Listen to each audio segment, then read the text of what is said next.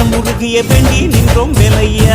அழகு என்றாலே முருகன் தானையா, எங்க அழகு சுந்தரம் பார்த்து கேட்க அருள் புரிவாயா. சேவல் கொடியுடன் சிரிக்கும் முருகையா, எங்க வாழ்க்கையில வெற்றி பொங்க தருவாயா.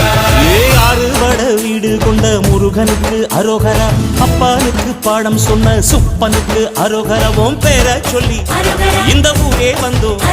உன்னை தேடி வந்து எங்க உள்ளம் முருகிய வேண்டி நின்றோம் வேலையா.